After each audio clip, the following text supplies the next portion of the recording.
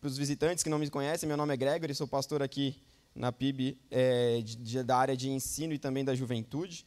Então, eu vou ter o privilégio de trazer essa mensagem para a gente hoje, para que a gente reflita junto diante da palavra de Deus, diante daquilo que o Espírito Santo tem preparado para nós. Vamos orar, irmãos?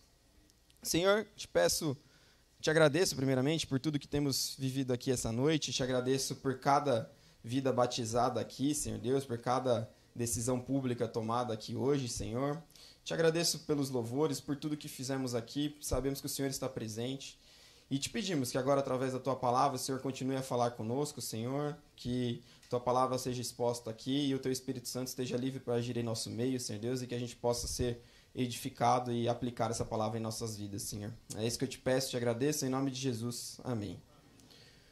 Bom, irmãos, o texto de hoje é o texto de Marcos 8. Marcos 8, a partir do versículo 27. Se você tiver a sua Bíblia aí, pode abrir. Eles também vão projetar ali nas telas, caso você não tenha. Marcos 8 é exatamente a metade do livro de Marcos. E é a metade numérica, porque Marcos tem 16 capítulos, mas é uma metade também daquilo que é descrito no livro. Se os irmãos têm reparado aí nas outras mensagens que foram pregadas anteriormente, o livro de Marcos é um livro muito prático, que foca muito nos milagres de Jesus, onde é contado ali, ele é o mais curto dos evangelhos, né? Onde é contado de forma rápida ali todos os feitos de Jesus, os milagres de Jesus. E agora começa a mudar um pouquinho o panorama de como Marcos traz ali a vida de Jesus e o ministério de Jesus. Até mesmo a forma como Jesus revela o ministério dele. A partir do capítulo 8, a partir desse texto que a gente vai ver aqui, a gente vai ver que Jesus, ele começa a revelar, a dar mais sinais daquilo que aconteceria com ele nos próximos acontecimentos ali. Ele vai começar a falar mais da sua prisão, ele vai começar a falar mais ali do seu sofrimento, que ele deveria ser morto, e também da sua ressurreição.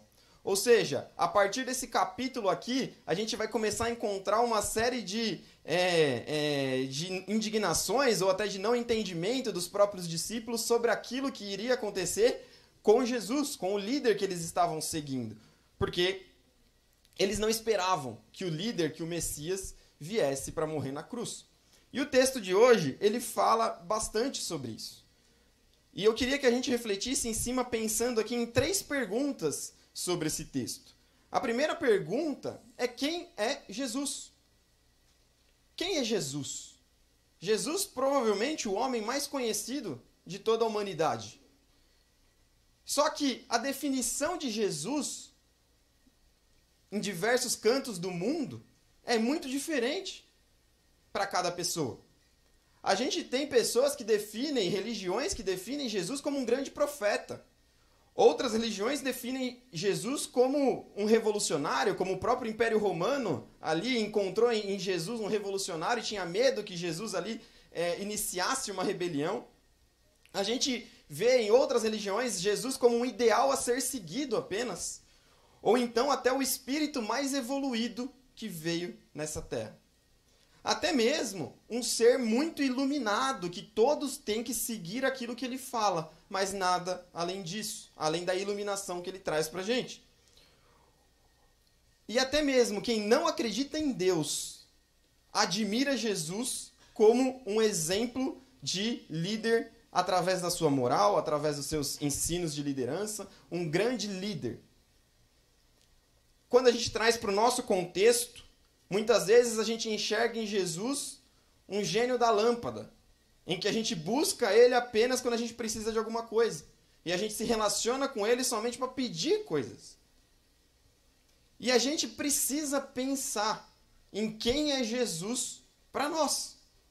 Qual que é a definição de Jesus para nós? Se alguém te perguntasse hoje quem é Jesus para você, qual seria a sua resposta pensando nessa pergunta? Você teria aí de bate-pronto uma resposta para falar quem é Jesus para você? Será que a sua resposta estaria próxima de tudo isso que foi dito aqui? Será que você falaria que Jesus é um homem muito sábio, que teve muitos ensinos, ensinou muitas coisas como ele realmente ensinou, mas pararia por aí? E o mais interessante é que no texto que a gente vai ler, quem faz essa pergunta para os seus discípulos é o próprio Jesus. Então vamos ler o texto aí, do primeiro dos versículos 27 até o versículo 30. Então Jesus e os seus discípulos foram para as aldeias de Cesareia de Filipe. No caminho perguntou-lhes: quem os outros dizem que eu sou? Respondendo, os discípulos responderam: uns dizem que é João Batista, outros dizem que é Elias, e ainda outros dizem que é um dos profetas. Então Jesus perguntou: e vocês, quem dizem que eu sou? Respondendo Pedro, lhe disse: o Senhor é o Cristo. Então Jesus os advertiu de que a ninguém dissessem tal coisa a seu respeito. Jesus está ali com seus discípulos, depois de fazer uma série de milagres. Ele tinha acabado de curar um cego ali, e pede inclusive para o cego não retornar ao vilarejo de onde ele veio, porque ele ainda não tinha chegado o tempo para que o seu ministério fosse revelado plenamente, como ele pede para os discípulos aqui no versículo 30 também, para que ninguém falasse ainda a respeito disso. Ele ainda estava ali segurando o tempo, porque ainda não havia chegado a hora da manifestação plena do seu ministério terreno. E Jesus pergunta para os seus discípulos: e aí? Quem que eles estão falando que eu sou? E as pessoas daquela época, os judeus em sua grande maioria, eles criam que Jesus era um mensageiro, que estava ali para revelar a vinda do Messias. Então eles falam: ele é João Batista, ele é Elias. Eles criam até que Jesus era um profeta que havia ressuscitado para revelar o grande Messias que havia de vir. Mas em sua grande maioria, eles não viam em Jesus o próprio Messias. Eles não viam em Jesus o Filho de Deus. E aí depois que ele pergunta para os seus discípulos o que estão falando dele, quem ele é, ele vira e pergunta para os próprios discípulos: e para vocês, quem eu sou? E aí Pedro, e a gente vai ver que esse capítulo ele dá um destaque, essa passagem que a gente vai refletir hoje dá um destaque especial aí para a vida de Pedro. Pedro era muito impulsivo. Pedro tinha provavelmente um dos líderes ali dos discípulos, né, como vários textos mostram para a gente, e ele tinha aquelas respostas de bate-pronto, era muito impulsivo em suas atitudes. E aqui Jesus pergunta para os discípulos, no plural, ele fala: e para vocês, quem eu sou? E Pedro, na hora, já se manifesta, representando os outros discípulos, toma a frente e fala ali: você é o Cristo. Cristo, aqui, é uma tradução para o grego, mas que no hebraico é o Messias, o Mexia. Ou seja, o que isso significa quando Pedro ali revela que Jesus é o Messias? Pedro está reconhecendo ali que ele era aquele que tanto tempo eles aguardavam, que chegasse, que viesse o enviado de Deus, o Salvador, o Libertador. Quando Pedro responde isso para Jesus, ele tira 10. Ele tira 10. E ele deve ter ficado muito se achando. Por quê? Porque não fala aqui nesse texto, mas em Mateus, vai falar ali em Mateus 16, 17, respondeu Jesus: feliz é você, Simão, filho de Jonas, porque isto não foi lhe revelado por carne ou sangue, mas por meu Pai que está nos céus. E ali ainda Jesus continua naquele texto que é muito conhecido, que fala: e você é Pedro, sobre esta pedra edificarei a minha igreja. É nessa sequência aqui que Jesus fala isso. Ou seja, ele está falando: isso mesmo, Pedro, muito bom. Isso foi revelado para você através de Deus, diretamente. Você está reconhecendo em mim não um grande sábio apenas, não um grande líder apenas, não um homem que tem muitas virtudes, mas sim o Messias, o Salvador, o Libertador, aquele que veio para libertar literalmente a gente da escravidão dos nossos pecados. E quando a gente traz para o nosso contexto de novo, para a gente entender quem é Deus, quem é Jesus para nós, o quanto isso tem sido vivo em nossas vidas, essa resposta tem sido viva em nossas vidas, a gente precisa ver o detalhe aqui de que os olhos de Pedro foram abertos por Deus. Deus abriu os olhos de Pedro para que ele enxergasse em Jesus o Messias. E aí a gente tem que trazer para a gente: será que os nossos olhos já foram abertos e eu já enxerguei em Jesus Cristo o Messias, Salvador e Libertador da minha vida, que eu preciso enxergar para poder ser salvo? Será que quando eu olho para Jesus, eu penso e sou grato àquele que morreu na cruz por mim e pelos meus pecados? Hoje aqui tivemos o exemplo de 8 pessoas, das mais variadas idades, dos mais novos aos mais velhos, que tornaram público o seu reconhecimento que Jesus é o seu Salvador. Eles aqui diante de todos nós, eles, através do simbolismo do batismo, eles deitaram nas águas, morrendo para a sua velha vida e nascendo para uma nova vida que reflete que eles estão declarando publicamente que Jesus é o Salvador da vida deles. Eles estão mostrando aqui, e eles mostraram através do batismo, e a gente precisa mostrar isso em nossas vidas, que dependemos de Cristo. Ele é o nosso Salvador, Ele é o nosso libertador. Não adianta a gente se aproximar de Cristo somente quando precisamos de coisas. Não adianta a gente se aproximar de Cristo somente quando a nossa vida está ruim. Temos sim que nos aproximar de Cristo nesses momentos. Só que nesses momentos é mais fácil, né? Quando vocês... Ontem eu estava conversando até com a Natália sobre isso. Infelizmente, a gente vai tentando carregar, igual aqueles desenhos, né? Carregar aquela bandeja com um monte de copo, tentando equilibrar tudo. É trabalho, é família, é maternidade, é paternidade, é chefe chato, é funcionário insubordinado. A gente vai tentando carregar tudo e a gente só olha para Cristo quando tudo cai, quando a gente derruba todas as bandejas. Isso não é ter vivo em nossas vidas quem é Jesus para nós. A gente precisa falar todos os dias quem é Jesus para nós. A gente precisa fazer um exercício mental de lembrar quem é Jesus para nós. Porque Jesus para nós é aquele que morreu na cruz, mas ao terceiro dia ressuscitou. E se ele venceu a morte, ele é capaz de nos ajudar em qualquer circunstância. Qualquer circunstância que nós estivermos passando. Só que isso não adianta ser pra gente só quando a gente está no culto, só de domingo, ou só na literalidade. A gente precisa ter isso vivo em nossas vidas. Assim como Pedro revelou ali quem ele era. Quem Jesus era para ele. Uma outra coisa que a gente percebe aqui na afirmação de Pedro é que Pedro ele tem a convicção absoluta de falar quem era Jesus para ele. A grande maioria das pessoas não enxergavam em Jesus o Messias. Pedro tem a convicção, Pedro tem a ousadia, Pedro tem a coragem de assumir e falar, você é o Messias. A gente precisa dessa coragem para falar quem é o nosso Salvador. Cada vez mais o mundo vai ficar difícil, meus irmãos. Cada vez mais as dificuldades vão aparecer e a gente vai ser taxado diante de um monte de coisa. A gente vai ser taxado de intolerante, a gente vai ser taxado de religioso, a gente vai ser taxado de legalista, a gente vai ser taxado de uma série de coisas. E cada vez mais o cerco vai apertar, porque isso o próprio Jesus fala.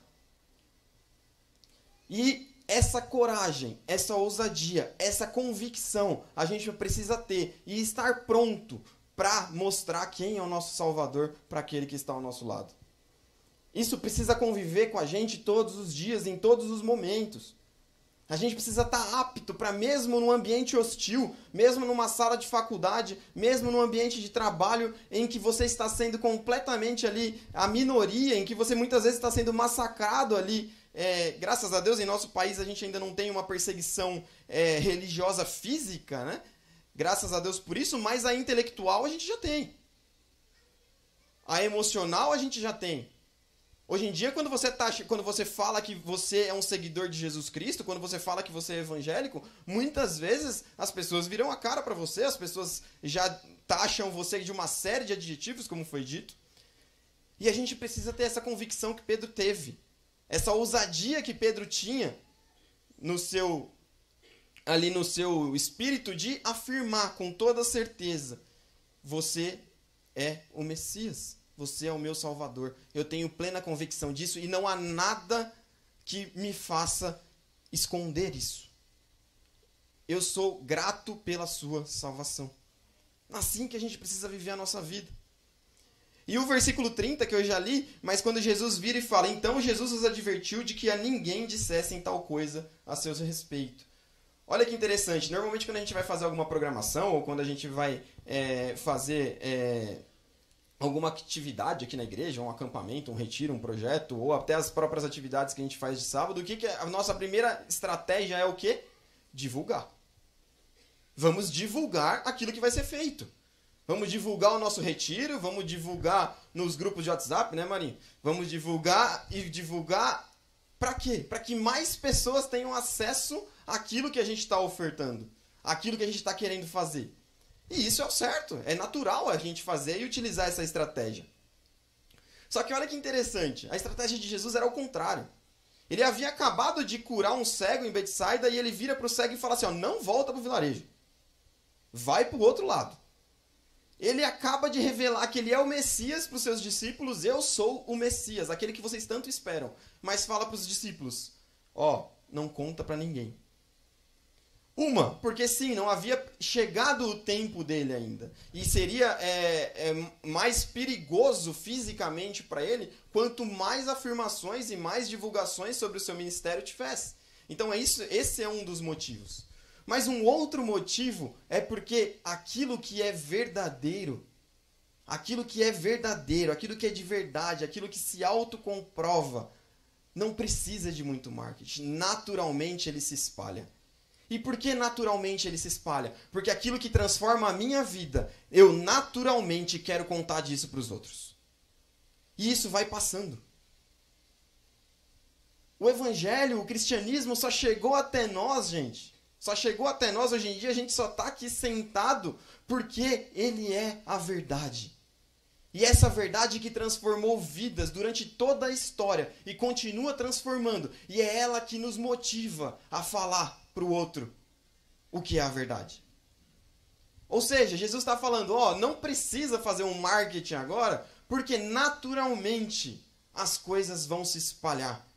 Irmãos, você acha que o cego que Jesus tinha acabado de curar, que Jesus falou assim, não volta agora para o vilarejo lá, porque vai causar muito tumulto. Você acha que quando ele encontrou a primeira pessoa na frente dele, o que ele falou, gente, irmãos?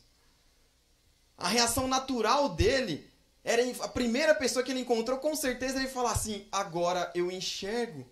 E quem te curou? Como isso aconteceu com você? Quem me salvou, quem me libertou, quem me transformou foi Jesus. O quanto dessa alegria, o quanto dessa ousadia a gente compartilha com os nossos irmãos da transformação que Jesus fez na nossa vida. Dos milagres que ele tem feito nas nossas vidas. Eu sempre costumo falar para o pessoal da juventude aqui, dos jovens, gente, o ministério quem faz são vocês. Vocês precisam gostar daquilo que vocês estão fazendo para trazer os seus amigos. Para compartilhar, não adianta a gente fazer uma coisa obrigado. Quando a gente entende que Jesus é o nosso libertador e que a gente só tem o que tem devido a ele, deve ser natural isso se multiplicar.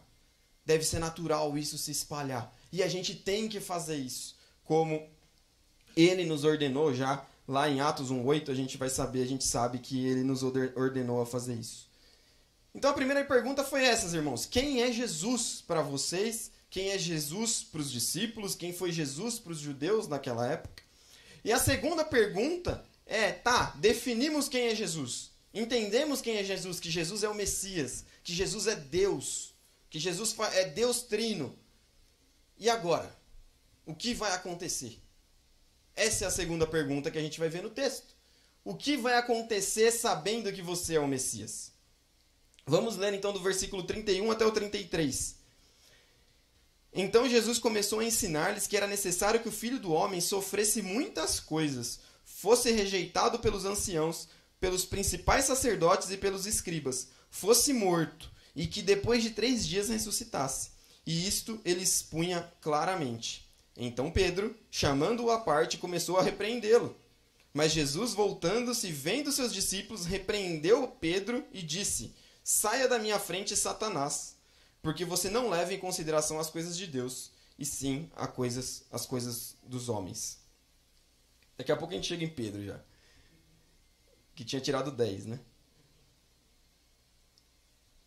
Jesus é o Messias, e o que vai acontecer? Na cabeça dos discípulos, eles tinham certeza do que iria acontecer. Estava claro para eles. Estamos esperando o Messias há centenas de anos, e agora o Messias veio, o Messias se revelou, o Messias está realizando sinais e maravilhas, ele está realizando milagres, ele está expulsando demônios. É questão de tempo para ele destruir o Império Romano.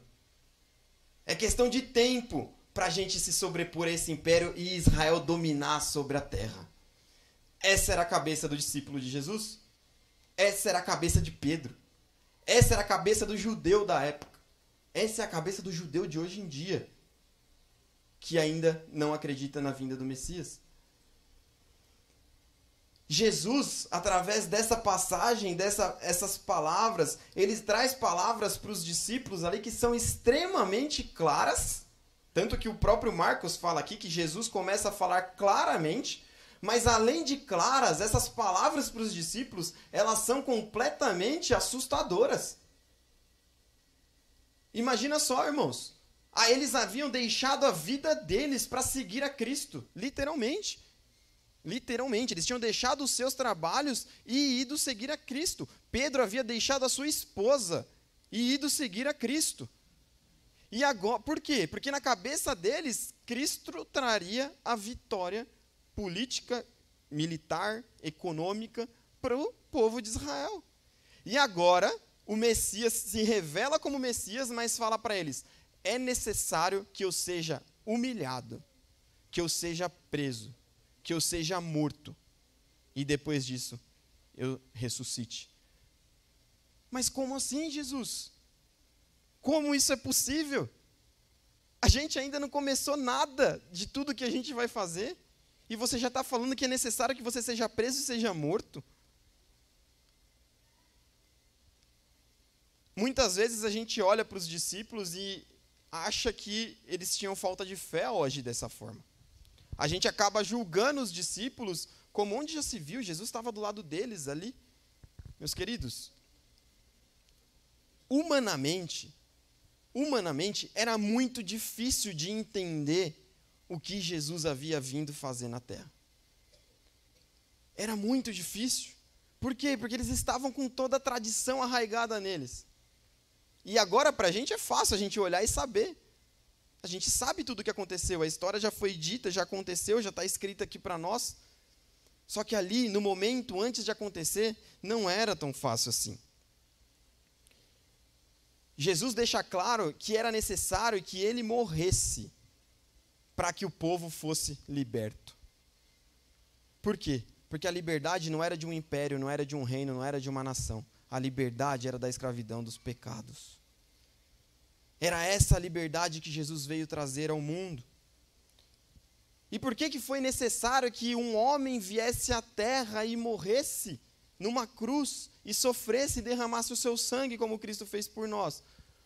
O próprio Paulo vai falar lá em 1 Coríntios 15, e ele fala: visto que a morte veio por meio de um só homem, também a ressurreição dos mortos veio por meio de um só homem. Pois da mesma forma como em Adão todos morrem, em Cristo todos serão vivificados. Jesus precisava se fazer homem, porque através da vinda de Jesus, feito homem aqui na terra, ele mostrou e ele comprovou que ele não pecou. E que através dele a salvação viria para todos nós que estávamos condenados à morte pela atitude de Adão na queda. Por isso que foi necessário que Jesus viesse, se fizesse homem e morresse na cruz. Só que para eles entenderem aqui isso naquela época, era muito difícil. Era praticamente impossível. E Jesus aqui está revelando o ápice do seu ministério. Ele está revelando aquilo pelo propósito que ele veio aqui na terra, o propósito que ele veio cumprir aqui na terra nesse momento. Ele está falando: vou revelar tudo para vocês agora o que vai acontecer. Não ainda em detalhes, mas eu vou ser preso, eu vou ser morto, mas eu vou ressuscitar. Por quê? Porque até a morte eu vencerei. É isso que Jesus está falando aqui. E aí a gente vê a reação de Pedro. Quando a gente vê a reação de Pedro, a primeira, a gente vai ver que ali de bate-pronto, ele chega e fala: você é o Cristo, e tira 10. E agora Pedro, ele chama Jesus de lado. O versículo vai falar aqui, e isso, no versículo aqui no 32, e isto ele expunha claramente. Então Pedro, chamando-o à parte, começou a repreendê-lo. Marcos não fala o que Pedro falou para Jesus aqui, mas Mateus fala. Mateus fala que Pedro fala: isso nunca vai acontecer. Isso nunca acontecerá. Em outras palavras, Pedro, na sua ingenuidade, ele está falando, eu não vou permitir que nada aconteça com você. Olha a ingenuidade de Pedro. Ele estava querendo dizer, eu não vou permitir, nós aqui, seu grupo, seus discípulos, nós não permitiremos que nada aconteça com você e isso não vai se concretizar. Pedro, na sua impulsividade, tira 10 primeiro. E agora, de novo, na sua impulsividade, tira 0. E Jesus é muito duro ao repreender Pedro. Jesus vira, mas Jesus, voltando-se, vendo os seus discípulos, repreendeu Pedro e disse, saia da minha frente, Satanás, porque você não leva em consideração as coisas de Deus, e sim as coisas dos homens. Muitos leem esse texto e não entendem direito, parece meio confuso. Será que Pedro estava endemoniado? E Jesus ali expulsou o demônio de Pedro no momento em que aquilo aconteceu? Não creio dessa forma. O que acontece ali, Jesus explica logo depois, quando ele fala, afasta-se de mim, Satanás. Porque você olha com os olhos dos homens, e eu olho com os olhos de Deus. O que Pedro fez ali foi se permitir ser usado pelo diabo naquele momento. O que Pedro fez ali foi dar a brecha para que o diabo agisse através da vida dele para tentar Jesus. Para tentar que Jesus não fizesse, não cumprisse o propósito dele aqui na terra, que era morrer na cruz por nós. Quando Pedro é impulsivo e começa a falar isso nunca acontecerá, ele está agindo com a sua própria vontade, olhando para a situação com o seu próprio olho. Não é possível, isso não vai acontecer com o Messias, a gente esperou há tanto tempo e a gente não vai permitir que ele seja morto. Não antes de nos libertar. E ele age ali impulsivamente. E ele fala. E aí quando a gente traz para o nosso contexto, quantas vezes na nossa vida a gente não age olhando com os nossos próprios olhos e não com os olhos de Deus? Quantas vezes na nossa vida a gente não age impulsivamente, sem orar, sem buscar a Deus, achando que da nossa forma de agir aquilo está certo? Irmãos, quando a gente age desse jeito, e não importa quem, aqui era Pedro, não importa quem, pode ser eu, pode ser o pastor Neto, pode ser qualquer um de vocês. Quando a gente age impulsivamente, sem olhar com os olhos de Deus, sem confiar na soberania de Deus diante de qualquer circunstância, a probabilidade da gente estar sendo usado pelo diabo é alta, é grande. E a gente pode ser usado pelo diabo para causar danos no próximo, para causar tentação no próximo. Pedro estava sendo usado pelo diabo para causar tentação em Jesus. Só que Jesus logo percebe. E Jesus logo fala, se afasta de mim. Mas e se a gente é usado pelo diabo pela nossa língua? Às vezes uma fofoca. Às vezes uma atitude impensada destrói famílias. Causa rachas em igrejas. Estraga relacionamento. Ah, quer dizer que eu estou endemoniado quando eu faço isso? Não. Mas você está sendo usado pelo diabo. Você está sendo usado pelo diabo. Isso, você pode ser salvo em Jesus, mas você pode ser usado pelo diabo se você não buscar a Deus antes das suas atitudes. E aí, quando eu falo de buscar a Deus antes das atitudes, eu não estou querendo dizer que, então antes de tomar qualquer decisão eu preciso orar. Isso o tempo, às vezes, muitas vezes, das nossas decisões não permite uma oração antes de toda decisão. Mas uma vida de comunhão com Cristo, uma vida de leitura bíblica, uma vida de oração, uma vida de devoção a Deus, ela nos coloca próximo de Deus. O Espírito Santo tem liberdade para agir em nossas vidas. E quando ele está vivo em nossas vidas, as nossas atitudes são direcionadas por ele. Quando a gente estiver diante de uma circunstância que a gente não souber como agir, ou então que a gente precisar tomar uma decisão rápida, se a nossa vida estiver baseada nas Escrituras, a nossa decisão vai ser direcionada pelo Espírito Santo. E dessa forma a gente não vai ser usado pelo diabo. A gente não vai ser feito de armadilha para o nosso próximo pelo diabo. 2 Timóteo 3,16, cada homem um guerreiro aí, ó. Toda a escritura é inspirada por Deus, útil para o ensino, para a repreensão, para a correção, para a educação na justiça, a fim de que o servo de Deus seja perfeito e plenamente habilitado para toda boa obra. A palavra de Deus, irmãos, ela serve para a gente como base para tudo o que a gente for fazer na nossa vida. Ela serve para justiça, ela serve para correção, ela serve para ensino, ela serve para instrução, ela serve para todas as áreas da nossa vida. A gente só precisa estar em comunhão com ela. A palavra de Deus, ela não vai vir para nós por osmose. A gente precisa buscar. A gente precisa entender aquilo que a gente lê. A gente precisa se capacitar para enfrentar as dificuldades. A gente precisa se capacitar para poder falar quem é Jesus para a gente, para as outras pessoas. A gente precisa desse conteúdo para não ser usado pelo inimigo. Muitas vezes, infelizmente, irmãos, dentro da igreja, se permitem serem usados pelo inimigo. Muitas vezes os irmãos estão na igreja e aí começam a comparar atitudes de pessoas, atitudes de outras pessoas, até mesmo a atitude dos pastores, e começam a se basear em igreja ou outra igreja, ou igreja X, igreja Y, pelos pastores, ou pelos líderes, ou pelo próprio irmão. E aí se decepciona. E aí se afasta. E aí começa a falar mal. Isso é cair nas armadilhas do inimigo. Isso é ser usado como armadilha pelo inimigo.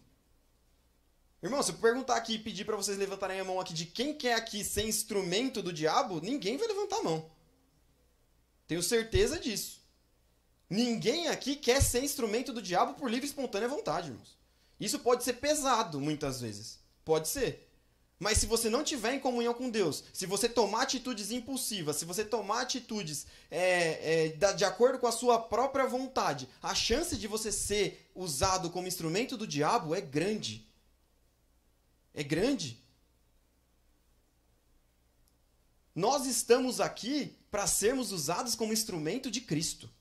Instrumentos de Deus. E para a gente poder ser usado como instrumento de Deus, a gente precisa ter vivo em nós o fruto do Espírito. Que está escrito lá em Gálatas 5. A gente precisa ter em nós a alegria que vem de Deus, a gente precisa ter em nós a mansidão que vem de Deus, a gente precisa ter em nós todas as 9 características ali do fruto do Espírito. Por quê? E como? Através da comunhão com Deus. Através do envolvimento na igreja. Através da leitura bíblica e da oração. É assim que a gente vai conseguir ser usado como instrumento de Deus e não como instrumento do diabo. O próprio Pedro, que tinha acabado de receber uma nota 10, imagina só, na frente de todo mundo, ó, Pedro, sobre você eu edificarei a minha igreja. Pedro estava lá no alto. Momentos depois, se afasta de mim, Satanás. Pedro vai lá para baixo. Vai lá para baixo. Por quê? Porque ele estava agindo por ele. E lembra antes, quando ele tirou nota 10, como ele agiu? Ele revelou que Cristo era o Messias por quê? Porque Deus havia revelado aquilo para eles. Ou seja, lá Pedro não agiu por livre e espontânea vontade com a sua impulsividade. Lá Deus revelou aquilo para ele. Lá Pedro estava agindo em comunhão com Deus. E aqui Jesus mostra para Pedro e fala, ó, você está agindo de acordo com a sua própria vontade e não com a vontade de Deus. Então fica um alerta para a gente, irmãos. A gente precisa realmente buscar ser instrumento de Deus através da nossa comunhão com Ele e não olhando para as circunstâncias, para as situações de acordo com a nossa própria vontade. E por fim, a gente tem a última pergunta. Tá, e o que devemos fazer, então, nesse caso? Como agir? E a gente vai ler do versículo 34 até o 38. Então, convocando a multidão e juntamente os seus discípulos, Jesus lhes disse, se alguém quer vir após mim, negue a si mesmo, tome a sua cruz e siga-me. Pois quem quiser salvar a sua vida, a perderá. E quem perder a vida por minha causa e por causa do evangelho, esse a salvará. De que adianta uma pessoa ganhar o mundo inteiro e perder a sua alma? Que daria uma pessoa em troca de sua alma? Pois quem nesta geração adúltera e pecadora se envergonhar de mim e das minhas palavras, também o Filho do Homem se envergonhará dele quando vier na glória do seu Pai com os santos anjos. Quando a gente olha para o cristianismo como um todo, quando a gente olha para Jesus, para os ensinamentos de Jesus, a gente encontra o maior paradoxo da natureza humana. A gente encontra, para os olhos humanos, a coisa mais sem sentido que parece ser contradizente possível. Quando a gente lê esse texto, é um paradoxo. Parece que se contradiz. Como que alguém pode ganhar perdendo? Como que alguém pode perder ganhando? Como Deus, na sua infinita glória, abre mão da sua glória, se faz servo, para vir à terra, para servir, ser humilhado, sofrer o que sofreu e morrer numa cruz. Que outra religião tem um Deus que faz isso, irmãos? Que outra religião nos ensina a servir o nosso próximo como a nós mesmos? A amar o nosso próximo como a nós mesmos? O que a gente ouve por aí no mundo afora é que o que importa é você. O que importa é a sua felicidade. Se te faz feliz, te faz bem. Tem até uma figurinha no meu celular disso. Se te faz feliz, te faz bem. Assinado Satanás. Isso é o que o mundo prega. E o cristianismo é o oposto disso. Jesus fala pra gente que pra gente ganhar, a gente precisa perder. Pra gente poder subir aos céus e viver com Cristo, a gente precisa abrir mão da nossa vida. Nossa, mas isso parece muito difícil. Isso parece muito doloroso. Isso pode trazer muito sofrimento pra gente aqui na Terra. Será mesmo? Será que é um fardo seguir a Cristo? Como muitos veem, como muitos pensam. Ah, não, eu não vou para a igreja por quê? Porque tem muita regra. Tem muita coisa para seguir. Tem muito costume para seguir. Então eu não vou para a igreja porque é muito difícil ser crente. Será mesmo? Para você ser crente, você precisa reconhecer que você não vale nada. E que Jesus fez tudo por você.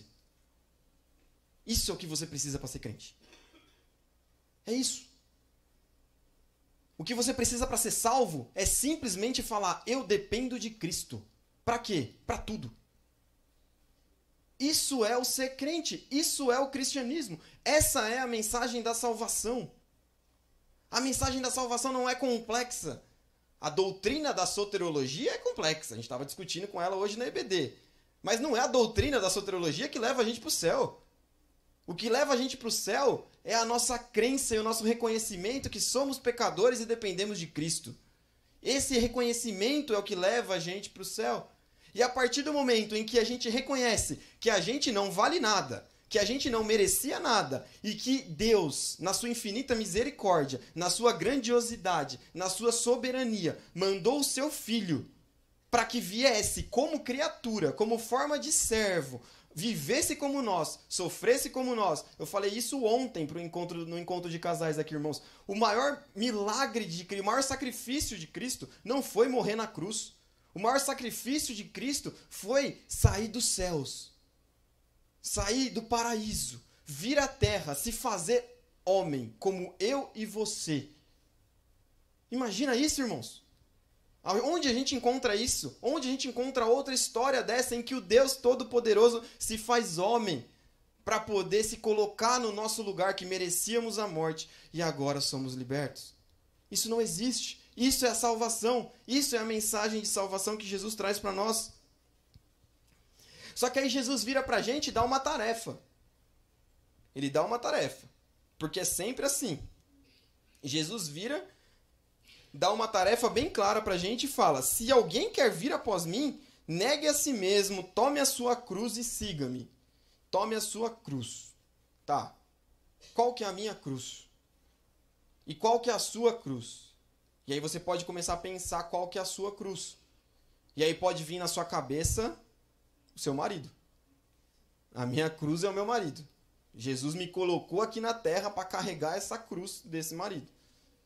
Ou a minha esposa. Ou pode ser o meu trabalho. Eu estou carregando a minha cruz ali no meu trabalho. Ou pode ser uma doença que eu tenho. Essa é a minha cruz. É isso que eu estou carregando. Irmãos, vou falar para vocês, a sua cruz não é nada disso. Isso não é a sua cruz, isso é a sua dificuldade. Mas não é a sua cruz. A sua cruz é a sua vida como um todo. Essa é a sua cruz. É isso que Jesus está querendo dizer aqui. Se você quer me seguir, pegue a sua vida inteira, coloca ela diante de mim e me siga.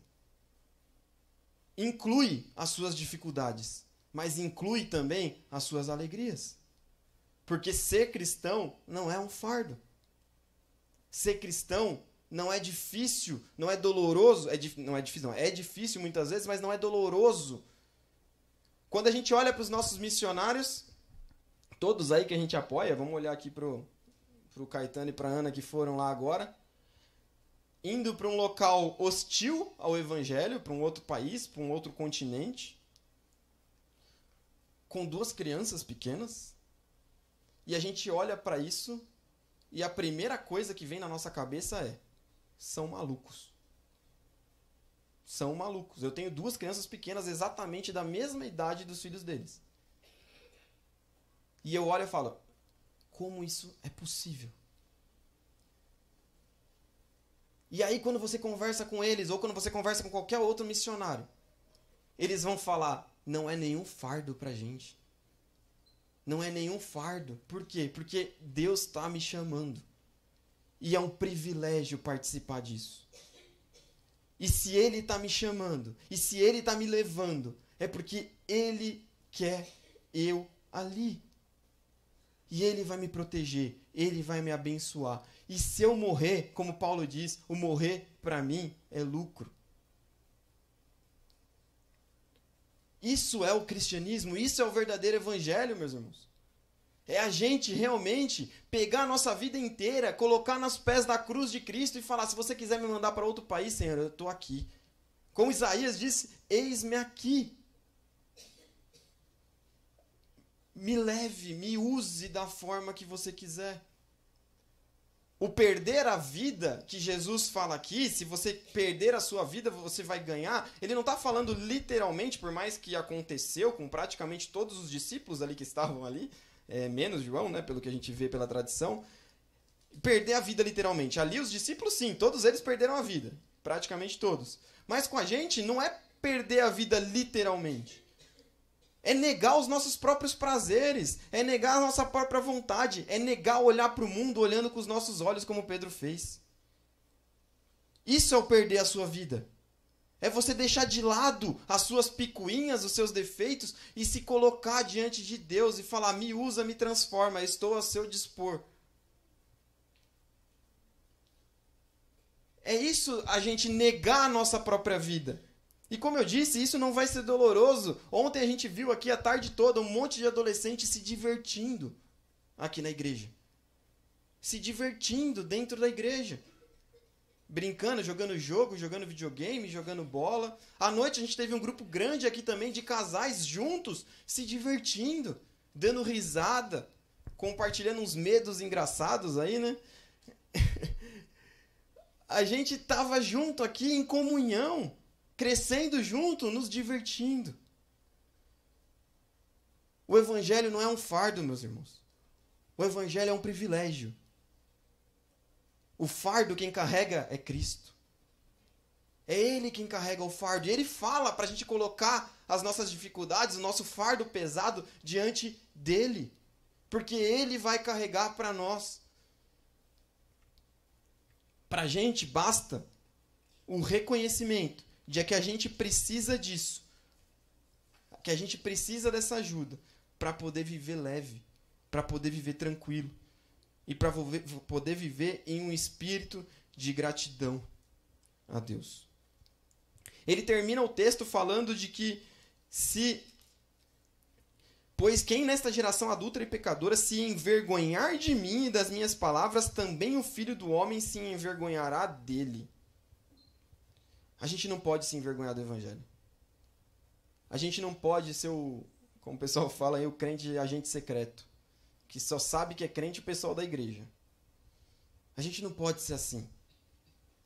A gente precisa, como eu falei, ter a naturalidade de testemunhar aquilo que Jesus fez por mim e fez por você. Eles aqui hoje, todos os nossos irmãos que estavam aqui hoje, por naturalidade, eles estavam testemunhando a transformação que Jesus fez na vida deles. Para nós, resta o desafio de testemunhar no dia a dia, agindo de acordo com os olhos de Deus e com a vontade de Deus para nossas vidas, a transformação que o Messias, que é Jesus, fez nas nossas vidas. É para isso que a gente é chamado. Esse é o nosso propósito. Paulo fala em Romanos 1,16: não me envergonho do Evangelho, porque é o poder de Deus para a salvação de todo aquele que crê. Primeiro do judeu e depois do grego. Como eu posso me envergonhar de algo que vai dar a salvação para quem vai acreditar nisso? Eu só vou me envergonhar se eu não creio nessa salvação. Como eu posso me envergonhar do ato mais sacrificial que já existiu por alguém imerecedor como eu e você? Se eu me envergonho do Evangelho, nada mais justo, nada mais digno de Jesus virar para mim e se envergonhar de mim. Eu já não mereço nada. Se eu me envergonhar ainda daquilo que eu sigo, daquilo que eu sirvo, nada mais justo do que o Filho do Homem se envergonhar de nós diante do Pai. Então fica esse desafio para nós, irmãos, para a gente guardar aqui e aplicar nas nossas vidas. A gente precisamos ter claramente definido em nossas vidas quem é Jesus para nós. O primeiro ponto é isso.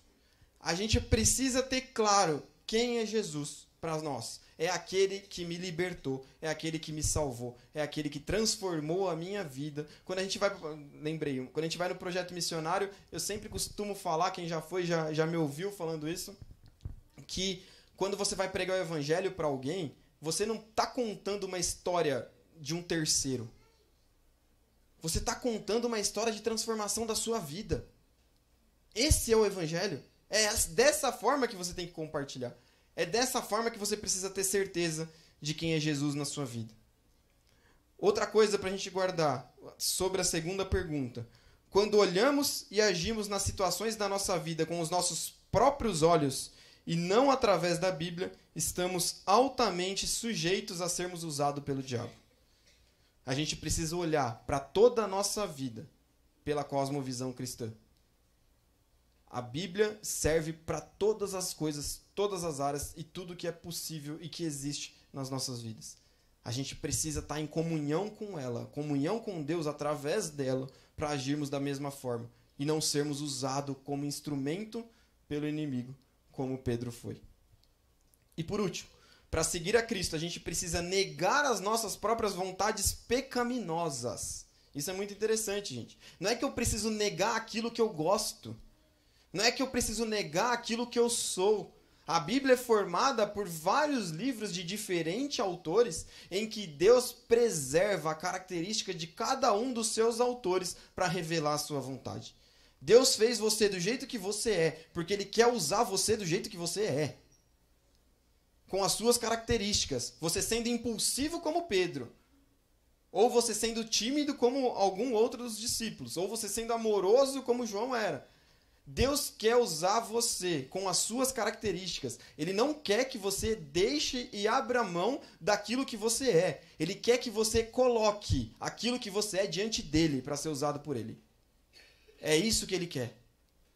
Do jeito que você é. Com o seu dom da música, com o seu dom da palavra, com o seu dom do ensino, com o seu dom da hospitalidade, com o seu dom de carregar uma cadeira, com o seu dom de dar um bom dia, dar um abraço, dar um beijo e mandar uma mensagem para saber como tá. É desse jeito que ele quer te usar.